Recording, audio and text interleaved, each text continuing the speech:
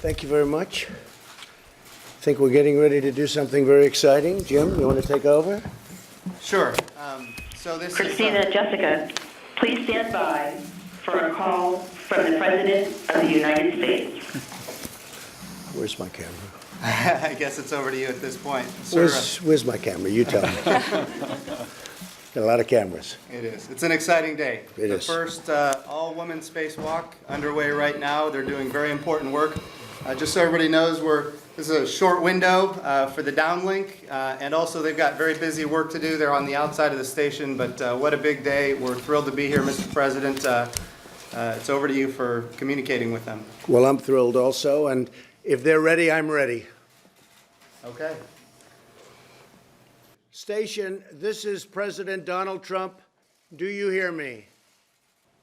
Yes, we can hear you. That's great. That's great. I was starting to get worried about you. You're in an interesting place. I thought we may have to be a little emergency work. I don't think that'll ever be necessary with you. The job that you do is incredible. And I'm here with Vice President Mike Pence, NASA Administrator Jim Bridenstine, and my daughter Ivanka. We're thrilled to be speaking live with two brave American astronauts who are making history, joining us during their spacewalk outside the International Space Station. And this is the first time for a woman outside of the space station. Our flight engineers, Christina Cook and flight engineer Jessica Meir. And I just want to congratulate you. What you do is incredible. You're very brave people. I don't think I want to do it. I must tell you that.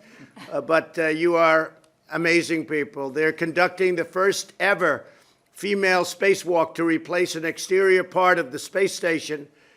They're doing some work, and they're doing it in a very high altitude, an altitude that very few people will ever see. Congratulations, Christina and Jessica, on this historic event. This is truly historic, and you're right now on television all over the world, so don't get nervous. I'd like to ask you a question. What would you like to tell everyone listening and watching today, especially young women who are interested in space? Well, thank you. First of all, we don't want to take too much credit because there have been many other female spacewalkers before us. This is just the first time that there have been two women outside at the same time. And it's really interesting for us. We've talked a lot about it up here. For us, this is really just us doing our job. It's something we've been training for 6 years and preparing for, and so it didn't really, for us, it's just coming out here and doing our job today. We were the crew that was tasked with this assignment. At the same time, we recognize that it is a historic achievement, and we do, of course, want to give credit to all of those that came before us. There has been a long line of female scientists, explorers, engineers, and astronauts, and we have followed in their footsteps to get us where we are today. We hope that we can provide an inspiration to everybody, not only women, but to everybody that has a dream, that has a big dream, and that is willing to work hard to make that dream come true. Something that all of us that have made our way up here have done all throughout our lives. And I can tell you, the hard work certainly did pay off. I've only been up here a few weeks, actually, about 3 weeks I've been in space, and this is my first flight and my very first spacewalk. So it is a pretty incredible feeling, I'm sure you can all imagine, and it's one that I will never forget. I'm extremely fortunate to be sharing this moment with Christina Cook, who is not only my colleague, but also a very, very close and dear friend. So it's really our honor to be out here working today and to be representing whatever it is that's significant to whatever individual's desires and heart. Thank you. Well, Christina and Jessica, I would like to, if I could, just thank you. Jessica, I know that you've been doing this and you've been working hard. And Christina, I've studied your resume. It's really incredible what you've done, what you've both done. Your lives have been incredible. And now you're in a place that, as I said, very few people will ever get that experience. You're doing an incredible job. This is a first step because we're going to the moon and then we're going to Mars. We're launching from the moon, most likely. They seem to think that's the best way of doing it, Jim. So we're launching from the moon, and I just want to congratulate you both. You're very brave, brilliant women, and you represent this country so well. And our country is very proud of you, and we are very proud of you. Millions and millions of people are watching you right now, but I will tell you what you do is really something very special. So first the moon, and then we go to Mars. Thank you both very much. Have a good time. That's the link. Oh, that's the link. That's the end of the link. So they heard my message, and they tried to respond. It's space. I assume they're okay. I assume they're okay.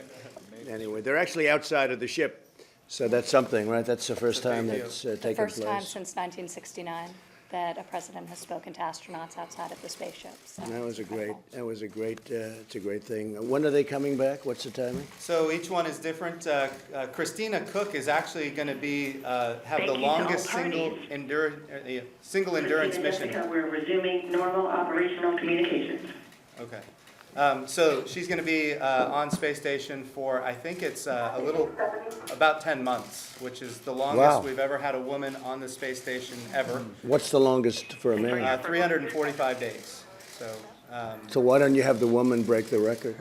Well, we have a very tight schedule when it comes to windows to get back and forth to the International Space Station. But that's within the realm of what is possible. We're working on schedules, sir. Well, And next a woman on the moon, right? That's right. By direction of the president, we will have the first man, or I should say the first woman and next man on the south pole of the moon will be Americans. and what's your timing on that? Well, better not say it too fast. Get it done before you talk about it. Okay, yes, sir. Okay, go ahead. The goal is 2024, sir. If all things go according to plan, 2024 is within the realm of what is possible, and we're working hard to make that a reality. And because of the fact that we've been there, as I've said to you many times, we've been there a long time ago, it's really being done as a launch for Mars. Is that correct? That's right. We're building a habitat in orbit around the moon, a space station in orbit around the moon, and that will be launching in 2022. And once that is deployed, that will be modified into a Mars ship that will take us all the way to Mars. And between now and then, we want to build a sustainable architecture at the moon. We need to learn how to live and work on another world for long periods of time. And then we go to Mars, because when you go to Mars, Earth and Mars, we're only aligned on the same side of the sun once every 24 months, or 26 months. What that means is we have to be willing to stay. Right. We need to learn how to live and work on another Oh, I world. see. Yeah, right. So that's what the moon is all about. That's going to be very interesting. Well, Yes, it's sir. very exciting times. And that whole program was dead when I took it over, when we came into office, and something that Mike liked very much and I liked very much. And you're both doing a fantastic job, and everybody's doing a fantastic job. It's been totally reinvigorated, I think, to a level that it's never been at. And we're also thinking in terms of defense. We have the Space Force happening. That's going along very nicely, as you know. We're creating a new force, and it's called the Space Force, and that's a big thing. And that'll be working along very closely with you. So that's beyond going to the moon and Mars. That's also defense of our nation. That's right. Which is very important. Anywhere there's commerce, it needs to be defended. And we are industrializing space. It's going to be an export for the United States, and that's going to be very positive. In fact, it already is. We need to grow it. And so we're working very hard to commercialize it, make it an export. And of course, that requires it to be defended just like the high seas for trade. That's fantastic. Yes, sir. Thank you very much. Great job. Thank you, sir. Well, thank you very much, everybody. That was very exciting. And these are two great people, and they put themselves at risk for our nation and because they love doing it. And there are few people that have the ability to do something like that. I will say that. It takes a great ability. So thank you all for being here. It's very nice. Thank you. Hurrah for the flag of the free, may it wave as a standard forever, the gem of the land and the sea, the banner of the right. Let us remember the day when our fathers with mighty endeavor proclaim as they march to the